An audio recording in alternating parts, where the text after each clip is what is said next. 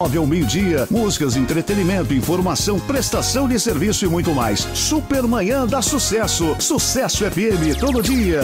Todo dia, toda hora. Toda hora. Sucesso. ZYR 236 100.5. Rádio Sucesso FM. Uma empresa associada ao Grupo Raul Canal. Sucesso. Acha complicada a linguagem jurídica? Quer entender de uma forma fácil? Pare tudo o que você está fazendo e ouça agora na Sucesso News FM, Direito ao Ponto. A apresentação do especialista Max Telesca.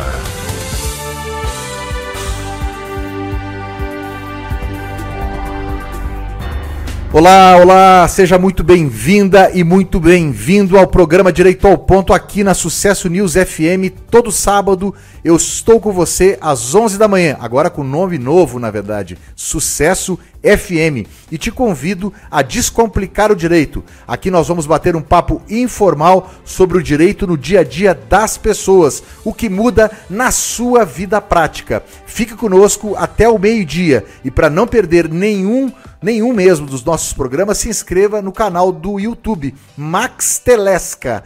Ative o sininho para receber as notificações, deixe o seu like e compartilhe com os seus amigos. No programa de hoje nós vamos falar sobre direito internacional, nós vamos falar sobre a crise que tem acontecido na América Latina, que são as eleições na Venezuela e a posição do Brasil.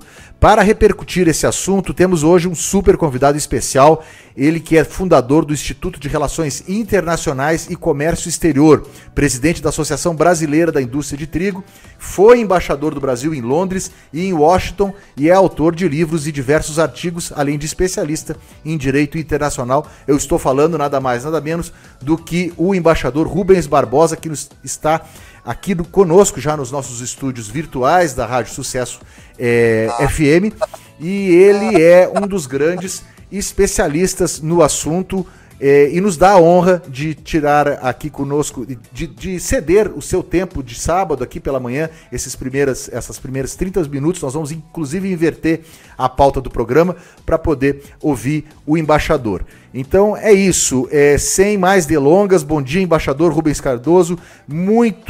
Barbosa, seja muito bem-vindo ao Direito ao Ponto. Obrigado aí pelo convite de vocês. Embaixador Rubens Barbosa, como eu falei, o senhor é uma das principais autoridades no assunto. A gente tem acompanhado, inclusive, os seus comentários na grande mídia sobre a questão, essa crise que a Venezuela vive e que não é de agora. Nós temos uma crise na Venezuela há muitos anos e ela se acentuou agora com esta eleição que muitos, uma grande maioria, na verdade, da opinião pública, tanto a brasileira quanto a opinião pública internacional, entendem que houve uma fraude em virtude do anúncio da vitória de mais um mandato mais um mandato de 6 anos do governo da Venezuela, do ditador Nicolás Maduro. Existe até a suspeita de fraude, como eu falei. Eu queria que o senhor primeiro, antes da gente entrar no tema da eleição, o nosso programa ele tem uma abordagem de tentativa de explicar para o público as questões sob o ponto de vista do direito, que aqui a gente fala de direito, mas a gente busca uma linguagem descomplicada. Eu queria primeiro que o senhor, embaixador, pudesse explicar o que é o chavismo e depois o que aconteceu nas décadas passadas, como é que a Venezuela chegou nesse ponto e o que nós hoje podemos esperar e a posição do Brasil. Mas primeiro eu queria que o senhor falasse para nós, para o nosso ouvinte, como é que se chegou, como é que a Venezuela, um pouco um histórico de como a Venezuela chegou a esse ponto. Muito obrigado, embaixador, mais uma vez, uma honra a sua presença aqui no Direito ao Ponto. Olha, o Maduro, que assumiu nesses últimos anos a presidência da Venezuela, ele sucedeu o Hugo Chávez. O Hugo Chávez foi quem no começo no fim do século passado e no começo desse século, foi quem governou a Venezuela. E não foi tranquila, houve ameaças de golpe de Estado contra ele, a favor dele, ele mesmo fez uma tentativa no governo democrático que havia na Venezuela. E a Venezuela tem uma posição muito especial porque é o maior produtor, né? Era um dos grandes produtores de petróleo, tem uma grande reserva de petróleo, das mais gigantescas, né, do mundo. Então, é um país de grande sensibilidade econômica, né? E com a instabilidade política desses últimos 20 anos, houve grandes problemas, sanções econômicas que ajudaram a prejudicar o desempenho econômico-comercial da Venezuela, afetando muitos países, inclusive o Brasil. O Brasil tem uma grande fronteira com a Venezuela e é o país, talvez, que tenha mais interesses a preservar, não é? Interesses financeiros que não foram pagos, comerciais que a gente perdeu, políticos, né? A Venezuela é membro do Mercosul, mas está suspensa. Enfim, há uma gama, né? Além da vizinhança nossa na Amazônia e tudo. Então, é um país importante para o Brasil e que, nesses últimos anos, a situação foi se deteriorando, culminando agora com a convocação antecipada dessa eleição, porque a eleição era para ser feita no fim do ano, e com a eleição antecipada, essa situação grave de manipulação prevista, né, dessa eleição pelas declarações do Maduro, pelas declarações de outros líderes aqui da região, inclusive do presidente Lula. Então, em resumo, essa é a história desses últimos 25 anos da Venezuela e a crescente instabilidade política e deterioração econômica de um país rico que poderia estar dando muita coisa de bem para a sua população e para a economia aqui da região. Embaixador, o senhor falou sobre a importância da Venezuela economicamente. Eu lembro no início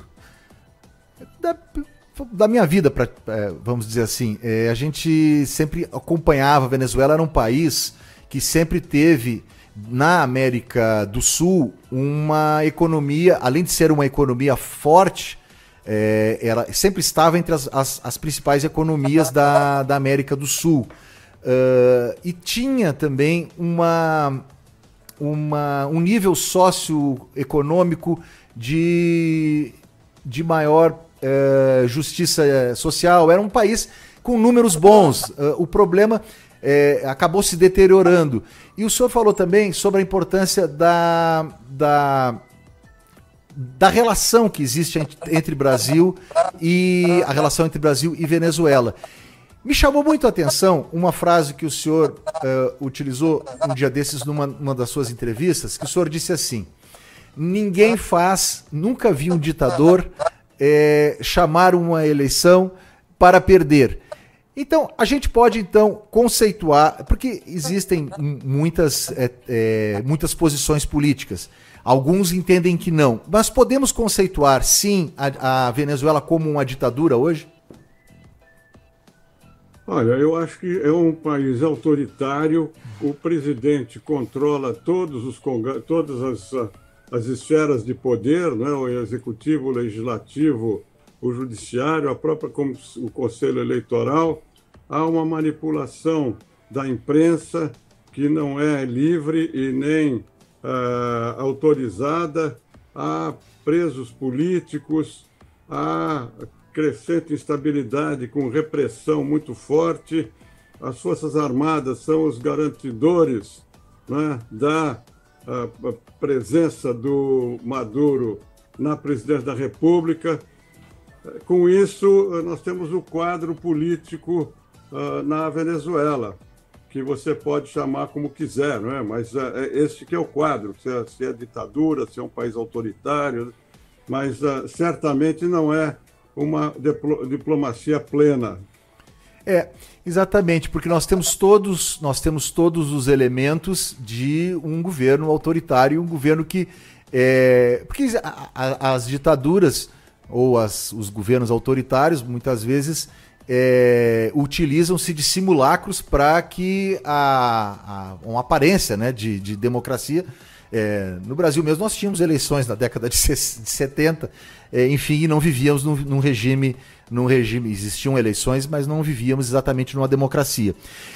Embaixador, antes da gente entrar na posição oficial do Brasil, é importante também que se faça um esclarecimento. A diferença entre para o nosso ouvinte, a diferença que existe entre a posição do Partido dos Trabalhadores, que hoje é o partido do presidente da República, e a posição do governo.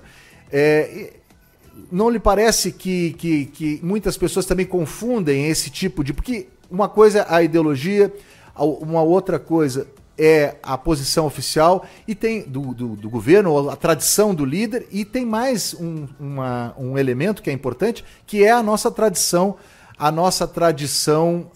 diplomática, que é uma tradição de uma diplomacia mais técnica. Eu gostaria que o senhor pudesse explicar um pouco para o nosso ouvinte essas diferenciações básicas e importantes. Olha, a diplomacia brasileira tem como princípios inscritos na Constituição, né, a não intervenção, o respeito à soberania dos países. No caso da Venezuela, o Brasil tem interferido diretamente nesses últimos 20 anos com o Chávez e com o Maduro, por afinidades ideológicas entre o presidente Lula, o PT, e o que acontece na Venezuela. Então, e essa atitude de interferência não se limita, não é, à Venezuela. Houve muitos outros casos em que os governos do PT, durante o período eleitoral, apoiam os candidatos, né, afins, né? Apoiou no México, apoiou na Argentina, apoiou no Peru, apoiou na Colômbia, apoiou no Chile. Então, essa questão da interferência, né, da não intervenção, é uma questão que o Brasil nem sempre respeita, né? Essa que é a realidade. No caso da Venezuela, eu acho que a gente chegou a quase um extremo, não é? O Brasil enviou um assessor importante da presidência à Venezuela, e, na minha visão, isso complicou a posição do Brasil, porque envolveu o Brasil diretamente, né? Foi o único país que enviou um alto funcionário para observar, não para fazer a checagem das urnas, não era um observador, mas era uma personalidade de alto nível que conversava com todos os players, né, com todos os atores, dando a ideia de que o Brasil estava exercendo um papel de mediação. Eu não acredito nesse papel de mediação, porque não está tendo nenhum resultado, né? O Brasil foi lá para mediar, para pacificar, para mostrar que estava tudo tranquilo e tal, e não é isso que está acontecendo. Então, o Brasil se envolveu diretamente, não teve os resultados que esperava, porque o presidente Lula e o Celso Amorim, desde o começo, estão dizendo que a gente queria ter o resultado das eleições livres, com lisura, que as urnas, os relatórios das urnas fossem publicados. E até ontem, pelo menos, no segundo anúncio do Conselho Eleitoral, agora o anúncio foi feito estranhamente, né? O anúncio do resultado foi feito apenas com 80% das urnas apuradas. E agora ontem, de novo, foi feito o anúncio reiterando a vitória do Maduro com 96%. Deveria esperar para ter todas as urnas apuradas, né? Especialmente num cenário de uma eleição que supostamente foi muito acirrada, né? Agora, tem um outro aspecto, né? A oposição conseguiu, pelos fiscais que tinha, 2.000 fiscais e tal, conseguiu copiar esses relatórios em cada sessão das urnas, né? E segundo eles, tem 70%, 80% das urnas. E aparentemente a informação que eu tenho é que foi colocada na internet, quer dizer, qualquer pessoa pode entrar na internet para verificar os resultados previstos segundo os relatórios que a oposição conseguiu. O governo, o Conselho Eleitoral, não facilitou aos candidatos o acesso a essas atas, né? E até agora nem os resultados oficiais, né, do Conselho Eleitoral foram comprovados com a divulgação das atas. Ao contrário, houve uma alegação de que hackers entraram no sistema do Conselho a partir da Macedônia do Norte, inspirado pela oposição, para melar, confundir, destruir os papéis do Conselho Eleitoral. Eles falaram isso na segunda-feira, mas agora, ontem, eles aumentaram o número de votos, né, apurados. Apesar desses hackers, apesar de tudo, eles ampliaram o número de votos que foi divulgado. Então, para fazer uma coisa isenta, evidentemente, como pede o presidente da Colômbia, deveria haver uma inspeção internacional. Ou seja, os dois apresentam os tickets, né, as atas das urnas e se apura, né, através de uma inspeção internacional. Mas a Venezuela não quer isso. E o presidente Lula também apoiou Maduro, dizendo que, em caso de opiniões diferentes, que as partes deveriam submeter às regras do Conselho Nacional, né, e a apuração e dirimir essas dúvidas teria que ser feita institucionalmente, é a palavra que está lá. E institucionalmente quer dizer pela lei e pela regulamentação do Conselho Nacional Eleitoral da Venezuela. Que é um órgão controlado pelo chavismo, pelo Maduro. Não há isenção, né, nessa apuração. Então, é um pouco isso, descrevendo um pouco como o Brasil tem interferido nesse processo eleitoral. Embaixador Rubens Barbosa, a posição dos Estados Unidos é uma posição oficial, foi tomada publicamente pelo secretário de Estado norte-americano, Anthony Blinken, dizendo que reconhecia a eleição da oposição, ou seja, um resultado favorável à oposição. Ontem nós tivemos uma tomada também de posicionamento da OEA, fazendo uma resolução que não houve aprovação no sentido de que houvesse a apresentação das atas. Como o senhor colocou na resposta anterior, o senhor entende que o Brasil deveria aguardar essas atas serem apresentadas para tomar uma posição oficial?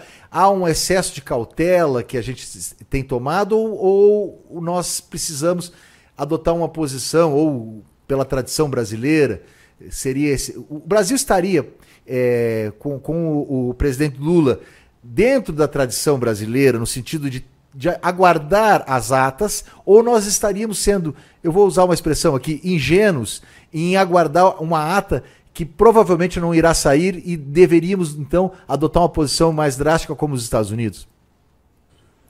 Olha, o Brasil está fazendo o que ele prometeu fazer. Fica difícil agora mudar, né? Desde antes da eleição, o presidente Lula dizia que o resultado tinha que ser respeitado. Depois definiu aí como se deveria dirimir as dúvidas da oposição com a situação. O Maduro endossou essa posição e está fazendo essa investigação. Então o Brasil agora não tem saída, por isso que ele quis se cercar aí do México e da Colômbia, para não ficar sozinho nisso. e agora ele vai ter que aguardar, porque a posição do Brasil é de aguardar o resultado dessa investigação que o Conselho vai fazer. Eu entendo que a oposição não apresentou essas urnas, devia apresentar também para ver se essas atas são verídicas, né? Se são reais. Né? A gente nunca viu, não sabe, e tem que ser examinada para ver se podem ser questionadas ou não. Então, como estão sendo questionadas as atas da Venezuela, porque não estão sendo mostradas, né? Então, essa posição do Brasil, acho que não vai mudar. Nós vamos esperar que aconteça aí toda essa investigação interna. Em relação à posição dos Estados Unidos, é curioso que, na véspera deles decidirem, o presidente Biden falou com o presidente Lula. E o presidente Lula deve ter dito isso tudo que a gente está sabendo, a posição do Brasil, de esperar, tarará, tarará. Mas no dia seguinte o Biden mudou de posição, deixou o Brasil falando sozinho e resolveu endossar o candidato da oposição. Quer dizer, então, a influência que aqui no Brasil a gente lê, né, que o Brasil está sendo muito influente, que o presidente Lula está sendo procurado, está sendo pelo Biden, né? Mas, no fundo, o Brasil não está levando nenhuma. Tudo que o Brasil está propondo está sendo discutido e revertido, né, por outros países. Fez isso os Estados Unidos, fez isso a Europa, fizeram isso 7, 8 países aqui da região, deixando o Brasil a reboque dos acontecimentos, né? O Uruguai, no domingo, já alertava a preocupação com a apuração e tal. 7 países assinaram essa nota, depois o Chile se juntou. Então, o Brasil está seguindo, não está liderando nada, porque a posição do Brasil implícita, né, de reconhecer a vitória do Maduro desde o começo, não é seguida pela maioria dos países. Mesmo da OEA, teve 17 países que queriam condenar a maneira da eleição e o Brasil se absteve, não votou a favor. Então, a posição do Brasil está sendo muito... A posição do Brasil fica clara que está pendendo para um lado, né? E esse lado é o lado que a maioria dos países do mundo inteiro está condenando. Embaixador, o senhor entrou agora num tema muito importante que eu acredito ser o tema de fundo de toda essa problemática de geopolítica. Vejamos o seguinte: hoje o Brasil tem um alinhamento internacional em torno, eu vou colocar isso, vou usar essa expressão em torno para não dizer que está sendo liderado ou faz parte do bloco, mas está mais próximo, por exemplo, da Rússia, na questão da guerra entre Rússia e Ucrânia. Nós temos uma parceria comercial hoje maior com a China, os BRICS. O Irã ingressou nesse bloco dos BRICS e temos a Venezuela também aqui, o país mais próximo, com a autocracia. No dia 8 de janeiro de 22, nós tivemos um problema aqui no Brasil grave, que foi uma tentativa de golpe de Estado contra a ditadura, contra a democracia brasileira, eu não tenho dúvida disso. Nós não estaríamos sendo contraditórios com as democracias, com o posicionamento favorável às democracias ocidentais, que estão em crise, há essa crise evidente nas democracias ocidentais, mas o caminho que o Brasil está percorrendo com esse, eu usei a palavra em torno, ou mais próximo desses blocos, desse bloco onde há uma tendência autoritária e não democrática, não está fazendo, de certa forma, uma erosão nessa liderança regional brasileira, embaixador Rubens Barbosa? Olha, você colocou várias coisas aí, né? Primeiro, você usou uma palavra que, na minha visão, não é precisa, né? Certo. O Brasil não está alinhado a grupo nenhum. Certo. A política do Brasil, quem esteve alinhado foi o governo anterior com o Bolsonaro e o Trump. Esse sim estava alinhado. Agora nós não estamos alinhados com grupo nenhum. A política oficial do governo brasileiro é de equidistância entre esses diferentes grupos, né? O governo americano tentou classificar entre países autoritários e países democratas, que não pegou porque estava tudo misturado. E o que está acontecendo, na minha visão, é uma tendência crescente de a formação de dois grupos, não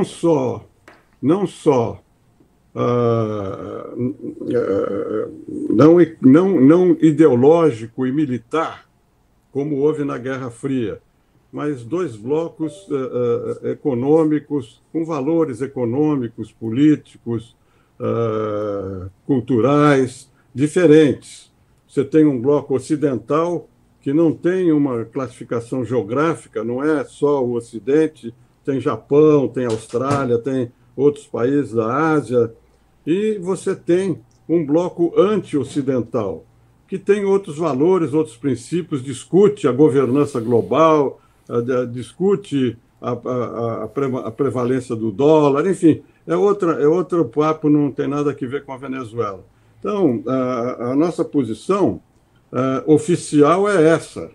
O presidente Lula tem falado algumas coisas que saem um pouco dessa linha, como você mencionou, na guerra da Ucrânia, na guerra de Gaza, e agora nessa linha também da Venezuela. Quer dizer, ele tem feito certas declarações aí que não correspondem a essa linha política do governo de independência, de equidistância entre os blocos, que é a posição que atende ao interesse brasileiro.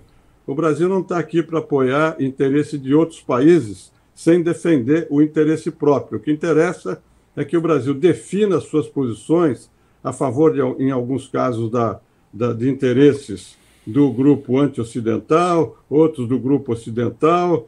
Nós temos a maior afinidade com o Ocidente. Ninguém duvida que o Brasil é um país ocidental.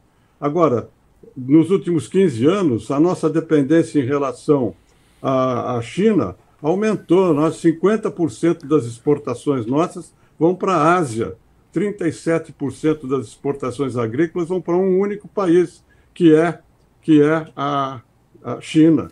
Então, nós temos que defender os nossos interesses, independentemente da posição dos outros países. Cada país defende o seu. Não temos que estar alinhados economicamente ou alinhados politicamente com ninguém. A outra questão que você levantou, a questão da liderança regional no Sul,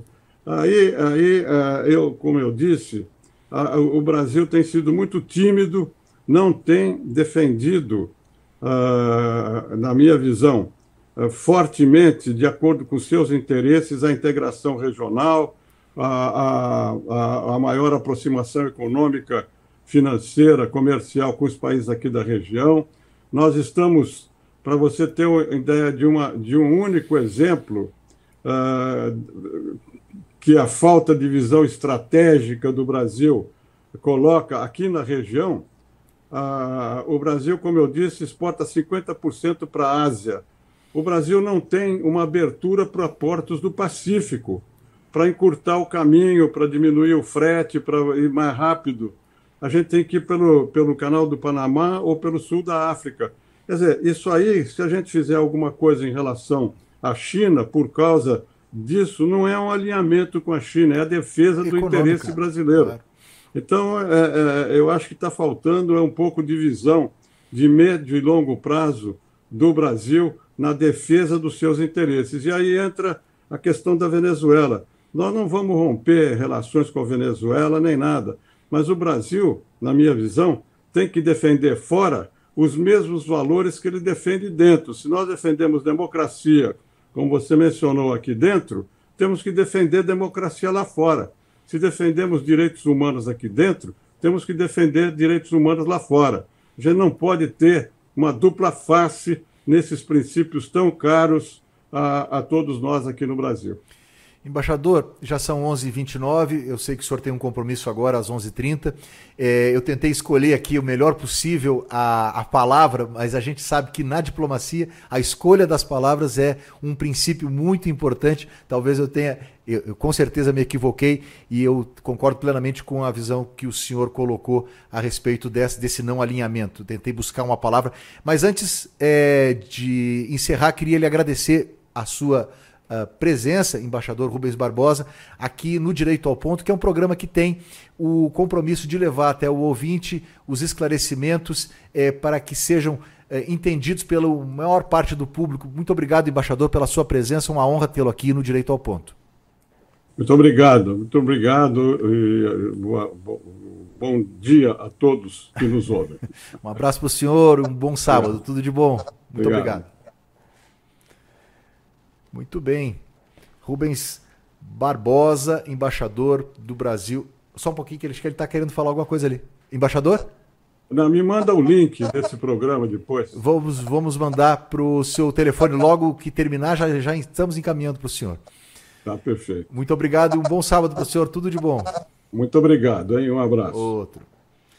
É isso, embaixador Rubens Barbosa nos deu uma aula aqui de diplomacia e importância dessa questão da Venezuela. Vejam as questões colocadas aqui pelo embaixador.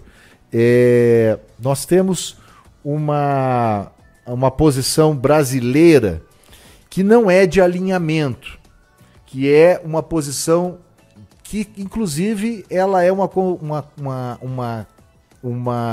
posição tradicional da política brasileira, da política externa brasileira. Eu lembro, na década de 70, existia o bloco dos não alinhados, que tínhamos Guerra Fria no mundo, que era a União Soviética e o bloco ocidental liderado pelos Estados Unidos. E ali existia um antagonismo, inclusive um antagonismo que era um antagonismo relacionado ao próprio regime, né, de governo, não só o regime de governo, mas o sistema de governo, o regime de governo e o modo como se dava as questões da produção. Era comunismo versus capitalismo, ou socialismo, porque o comunismo já é uma etapa posterior do socialismo, ou, vamos dizer assim, socialismo real, como se dizia na União Soviética, e os Estados Unidos liderando o bloco capitalista. O Brasil, nessa época, ele, apesar de estar no bloco ocidental, ele se mostrava não alinhado automaticamente com os Estados Unidos e nunca esteve alinhado automaticamente com os Estados Unidos. Então o Brasil segue essa orientação nesta crise, ele não se alinha automaticamente com o posicionamento norte-americano e toma uma posição de cautela com relação à Venezuela. Agora, o que o embaixador fala e que nos chama muito a atenção é que o Brasil perde um pouco da sua liderança na medida em que ele não está liderando nada, como disse o embaixador. Ele está a reboque da posição dos demais países. Até o Uruguai, que é um país, apesar de ser um país importante culturalmente na América Latina, um país que tem um posicionamento tradicional, é uma democracia importante hoje e é um país de grande justiça social, é um país que tem uma equidade, é um país de classe média, o Uruguai, para quem não conhece, vale a pena conhecer. O Uruguai é um país pequeno, né? Um país de 3 milhões de habitantes e está na frente do Brasil com relação aos posicionamentos. O próprio Chile, que tem um governo ideologicamente, ou um presidente ideologicamente mais próximo à orientação do nosso presidente da República e do partido que faz parte do presidente da República, ele também já se posicionou contra. Então, veja que não há um alinhamento, e aí eu frisei para o embaixador que eu tentei utilizar a melhor palavra possível, e não é alinhamento de fato, como muito bem colocou, e eu não usei alinhamento, eu falei uma proximidade. O Brasil não está próximo O Brasil não tem que ficar próximo de Irã, não tem que ficar próximo de China e não tem que ficar próximo de Rússia sob o ponto de vista de alinhamento. Porém, ele defende, Brasil, os seus próprios interesses. Defendendo os seus próprios interesses, se entende por que há esta posição de cautela do presidente da República e da nossa diplomacia, porque se o Brasil dá um passo em direção a uma posição mais radical, como adota o presidente da Argentina, que é o presidente Milei, ou como adotou os Estados Unidos, já reconhecendo a vitória, entre aspas, aí do opositor, há uma quebra do vínculo diplomático entre Brasil e Venezuela. Então não é uma questão simples, não tem nada simples. Então, para quem está nos ouvindo e teve a oportunidade de ouvir o embaixador Rubens Barbosa nesta entrevista, pôde verificar que mesmo o embaixador tendo uma posição firme com relação ao Brasil, precisa defender fora os princípios que ele defende aqui dentro. Se defende democracia no Brasil, deve defender democracia nos demais países. Se defende liberdade de imprensa no Brasil, deve defender liberdade de imprensa nos demais países. Se defende os valores como direitos humanos, deve defender nos demais países. E o que acontece? Ao mesmo tempo em que o embaixador fala isso, ele também frisa a necessidade que nós temos de adotar o princípio nosso da verificação dos nossos interesses e não ingresso na autonomia do país vizinho. Vejam, os senhores e as senhoras que estão nos ouvindo, como é difícil a questão diplomática, porque ao mesmo tempo em que você, como um chefe de Estado, deve defender os princípios democráticos, você também não pode interferir dentro do sistema de governo do país vizinho. Então teve um golpe, teve uma fraude na eleição da Venezuela, tudo indica que sim. Tudo indica que sim, mas agora as palavras na diplomacia devem ser muito bem medidas, né? E as palavras, elas têm, na diplomacia especialmente, elas têm muito significado. Tanto que o que se vota na OEA, que se votou na OEA, foi a resolução, e o Brasil não votou favoravelmente à resolução em função de uma frase que lá estava escrita, que se por acaso esta frase fosse, o Brasil desse o voto favorável, haveria uma quebra da relação diplomática entre Brasil e Venezuela. Então não é algo simples. O que o PT, no meu entendimento, foi uma posição equivocada do Partido dos Trabalhadores, em ter já reconhecido a vitória do Maduro, quando todo mundo sabe que houve uma fraude, mas a posição do PT é uma posição do Partido dos Trabalhadores. Se você gosta ou não, a posição dele, do Partido dos Trabalhadores. A posição da presidente do Partido dos Trabalhadores, que fala pelo Partido dos Trabalhadores, é a posição do PT. Não tem é o entendimento do PT, o partido. O partido tem parte, tem lado. Eles entendem que esse é o... Agora, o presidente da República e a diplomacia de um Estado democrático de direito, que chama-se República Federativa do Brasil, é outra coisa. E essa outra coisa é algo bastante complexo. Nós estamos vivendo uma complexidade, ou seja, nós não podemos avançar demais, nem podemos recuar. Por quê?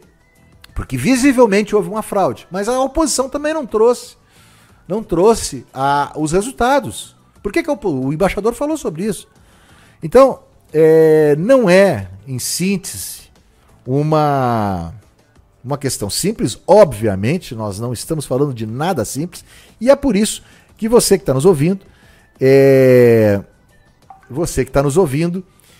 teve a oportunidade de ter uma aula aí de diplomacia e entender um pouco mais, para você não ficar aí falando besteira, falando bobagem.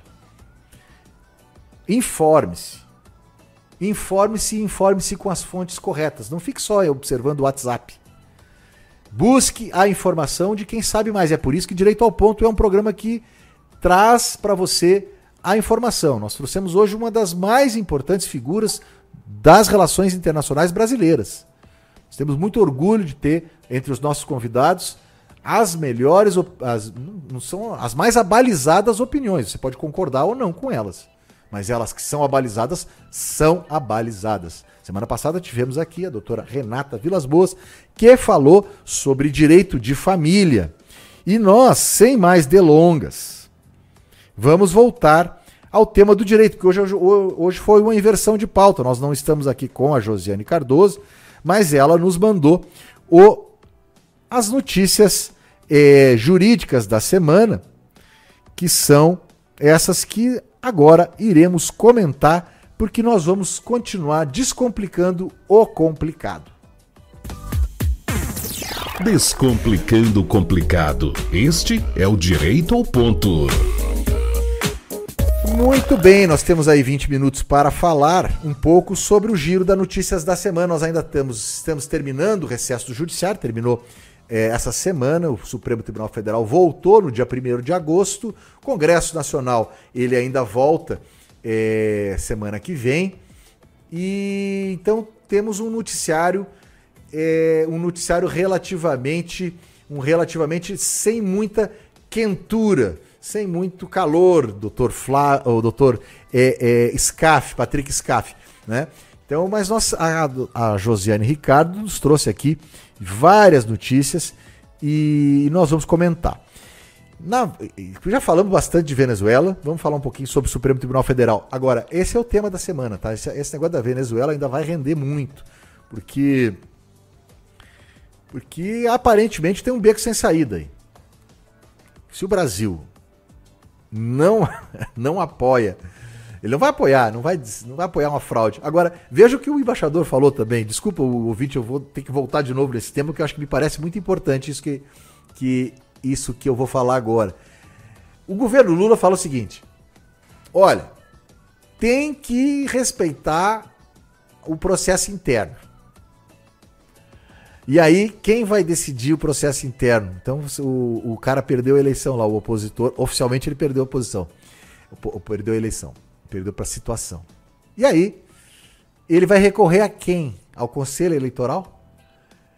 E o Conselho Eleitoral, quem manda no Conselho Eleitoral? Então é muito difícil também a posição brasileira, porque ao mesmo tempo você não pode desrespeitar a autonomia do Estado soberano. Porém, ao não respeitar a soberania do Estado vizinho, Venezuela, mas como é que também você vai aceitar que o órgão que julgue as eleições seja um órgão que está contaminado, obviamente, pelo chavismo e pelo madurismo, que, digamos assim, que é a posição atual desse sistema de governo lá. Então não é uma coisa fácil. O que fazer nessa situação, Marcos? O que fazer nessa situação são os organismos internacionais. Só que os organismos internacionais, eles ficam pendendo. Alguns para uma posição mais radical, como a Argentina e os Estados Unidos, outros para uma posição mais cautelosa, como o Brasil e a Colômbia. Então, e o México.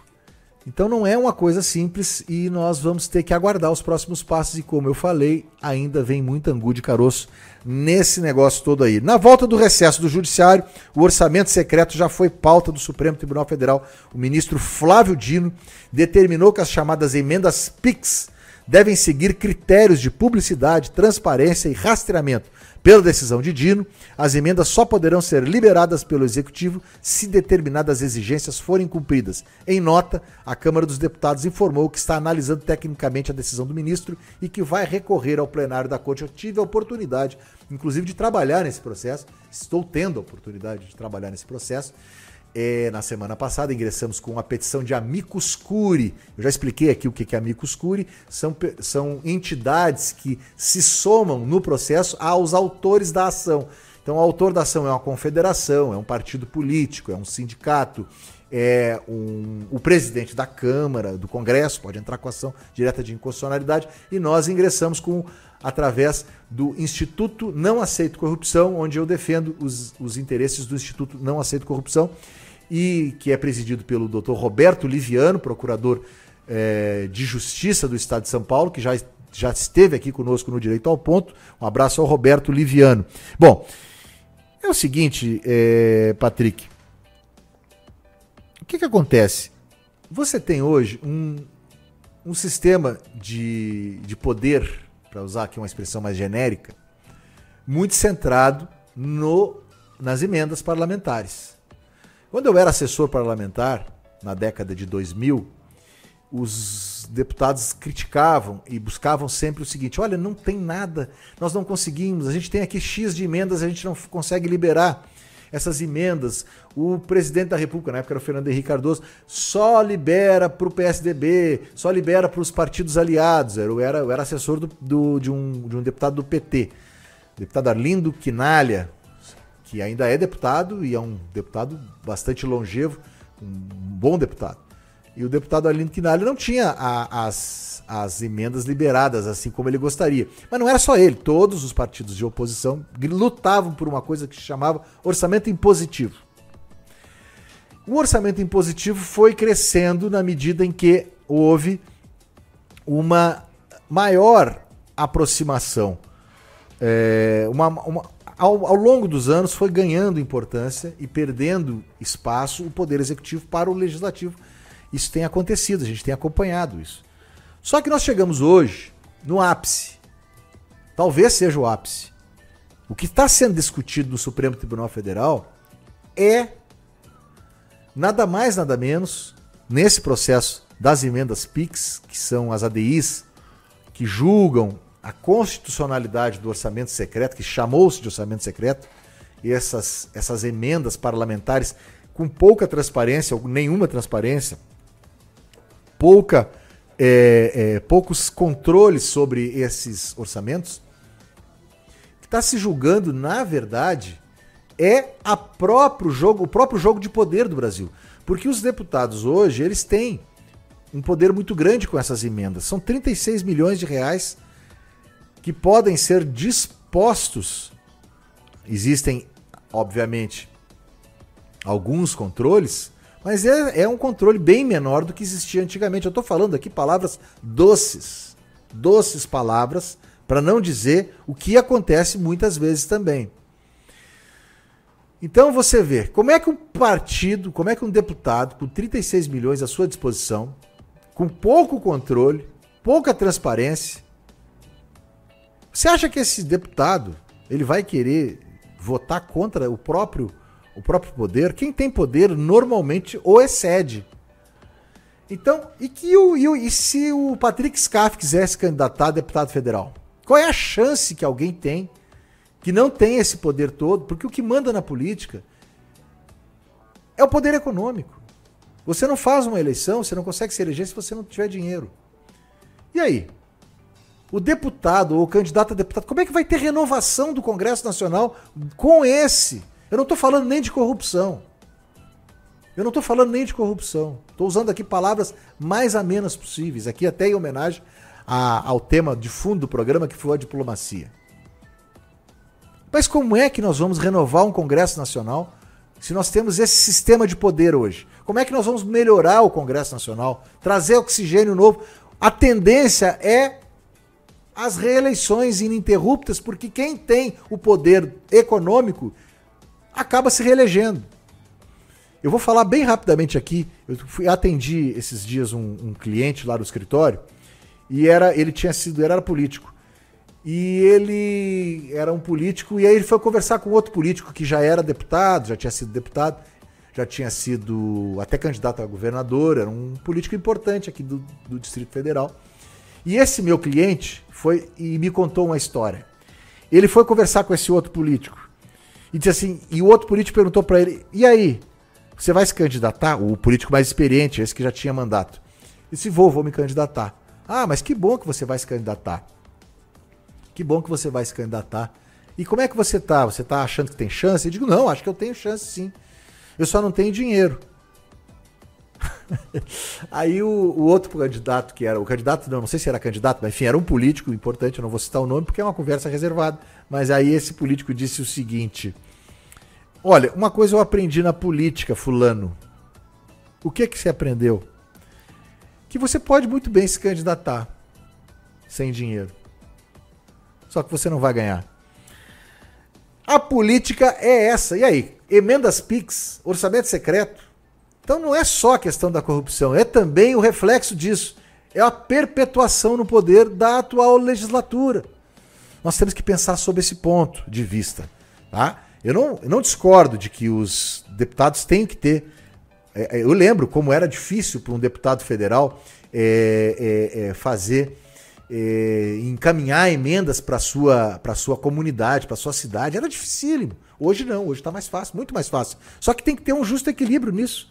E esse justo equilíbrio nós não estamos vivendo. E o Supremo Tribunal Federal está julgando essa matéria, mas tem muita coisa ainda para acontecer. Nós vamos agora falar também sobre, além dessa questão das emendas PIX, nós vamos falar aqui de uma outra decisão do Supremo Tribunal Federal, que é muito importante também, que ele começou a julgar, o Supremo, no plenário virtual, um recurso que discute se uma mãe pode compartilhar parte do período de licença maternidade com o companheiro. Hoje é de 120 dias e para o pai são 5 dias apenas. É claro que tem que ser muito mais para a mãe, né? Está na Constituição Federal, inclusive, a licença maternidade. Então é uma regra constitucional, não é uma regra legal. E se as regras devem ser as mesmas para a gestação e adoção. A licença na adoção é menor para servidores públicos.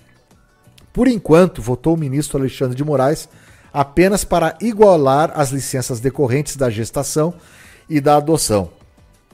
Como o julgamento está sendo realizado no plenário virtual, os demais ministros têm até o dia 9, semana que vem, para depositar os seus votos. O julgamento também pode ser suspenso por um pedido de vista ou para que seja julgado de forma presencial, que é o famoso destaque. Primeiro, para explicar para o ouvinte como é que funciona esse julgamento virtual. O julgamento virtual é diferente daquele que vocês veem na televisão, na TV Justiça especialmente, onde os ministros ficam votando ali votos imensos, né, e ficam fazendo as suas pontuações sobre os temas que estão sendo julgados publicamente. O que tem acontecido, na verdade, aqui, direito ao ponto, a gente tem a responsabilidade de levar até você a informação correta. O que acontece é que quando o tema é muito polêmico e não tem muito consenso entre os ministros, mudou tudo, né? Porque antigamente o ministro não sabia o voto do outro. Quando eu comecei a advogar era assim, hoje não é mais. Eles levam para o plenário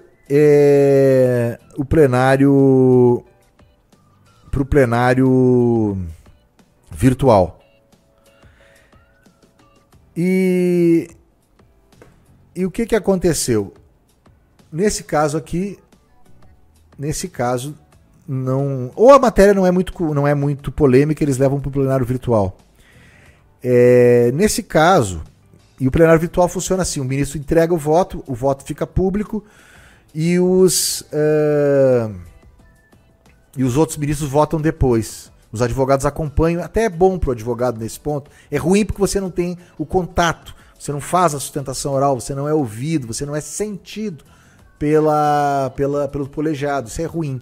Por outro lado, você fica sabendo do voto, você pode entregar os memoriais, que são peças que a gente trabalha ao longo da semana, para tentar mudar o voto ali, que eventualmente está contrário, ou tentar defender o voto que é favorável. Mas o fato é que esse caso aqui é um caso interessante, porque busca a equalização aí do mesmo tempo de uma licença maternidade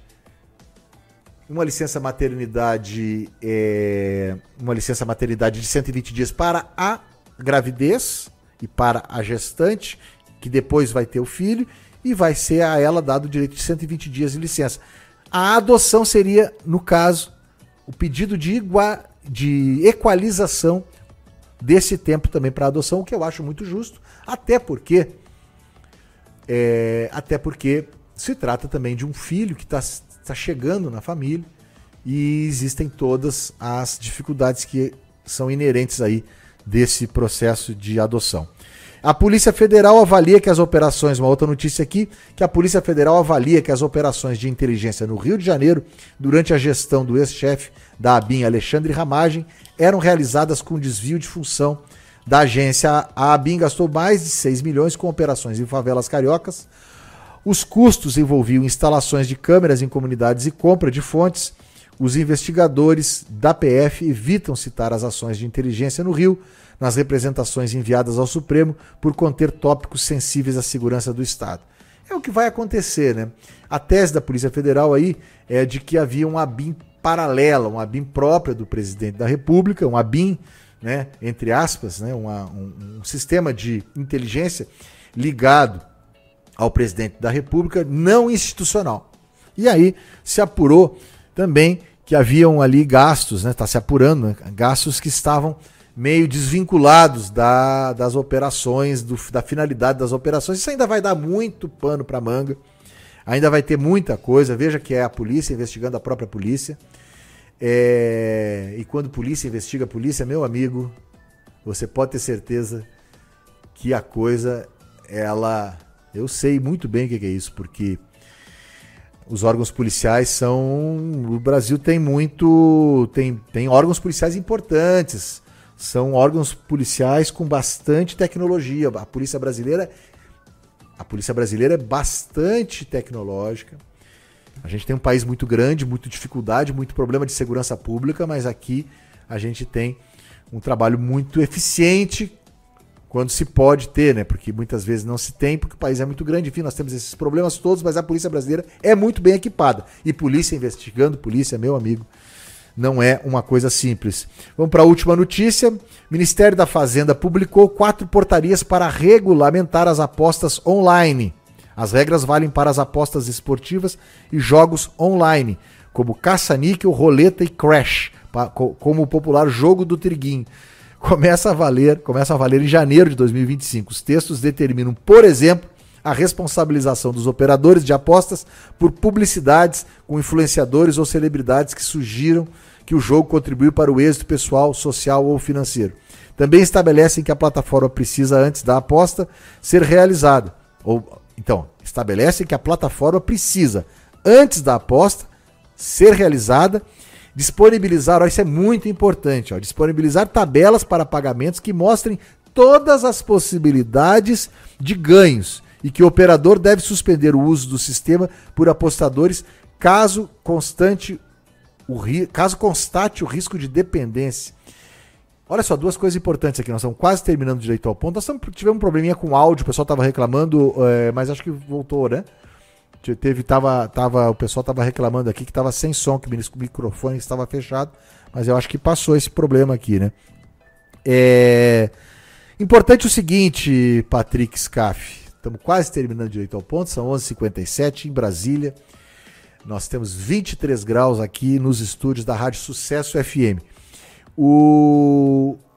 Se o cidadão que está jogando, ele pode demonstrar que está ficando dependente do jogo, a portaria do Ministério da Fazenda diz que tem que trocar o apostador.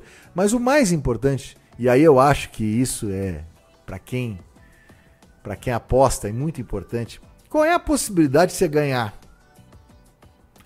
70% de ganho para a banca, 30% de ganho para o apostador.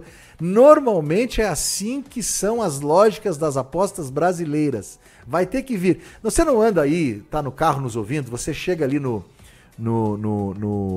posto de gasolina e se o álcool estiver a menos de 70% do preço da gasolina, ou igual ou menor que 70% do preço da gasolina, vale a pena você colocar o álcool no carro, porque o problema que existe ali, que o álcool ele gasta mais rápido, né, do que a gasolina. Então, esse gasto maior do álcool em relação à gasolina, ele não tem tanta efetividade como a gasolina é mais potente. Então, se você tiver 71%, vale a pena você colocar a gasolina, mas 69% para baixo, que é mais ou menos o preço que estão praticando hoje. Eu estou só colocando álcool no meu carro. Por que eu estou fazendo toda essa conversa? Para dizer o seguinte, na hora que você for jogar, você também vai ter isso aí. Olha, aqui você tem 70% de chance de perder. Você vai continuar jogando, meu amigo? Aí é problema de vício. É problema de vício. É um problema que você não tem nenhuma. Se você tem 70% de chance de perder, por que você vai continuar jogando, meu filho? E os casos só crescem, né, Max? De pessoas adquirindo vícios, né, por causa desses jogos de aposta. Porque é um vício. Então, quem é contra o jogo tem muita razão no que fala também. Eu estou estudando muito essa questão, não tenho opinião formada, porque eu acho que as pessoas são livres, porém, existem coisas onde elas não são tão livres assim como elas acham, e o vício é uma delas. Nós estamos terminando o Direito ao Ponto de hoje, que teve a presença do embaixador Rubens Barbosa na primeira parte, e foi uma entrevista muito esclarecedora. E eu já esclareço também para os nossos ouvintes que nós estaremos 2 semanas reprisando dois episódios do Direito ao Ponto. Mais adiante, ali no meio da semana, vocês vão ficar sabendo quais são os episódios que serão reprisados. Tiraremos aí 2 semanas de recesso e voltaremos nas últimas 2 semanas de agosto. Esse foi mais um episódio do Direito ao Ponto, o seu programa de Direito Descomplicado. Eu agradeço a você que nos ouviu do carro, da casa, da rua, no YouTube, ao vivo ou de qualquer lugar. Aqui você já sabe, todo sábado às 11 da manhã eu estou com você. Me siga nas redes sociais, @MaxTelesca no Instagram, e vamos bater um papo direito ao ponto, entregando às 12 horas em ponto, aqui na Sucesso FM. Com a produção de Josiane Ricardo, com os trabalhos técnicos de Ismael Ferrer e hoje o nosso querido amigo Patrick Scaff. Um forte abraço e até semana que vem ou a qualquer hora no meu Instagram e vamos bater um papo direito ao ponto. Conhecimento não faz mal a ninguém, ainda mais quando é com um especialista. Max Telesca apresentou Direito ao Ponto.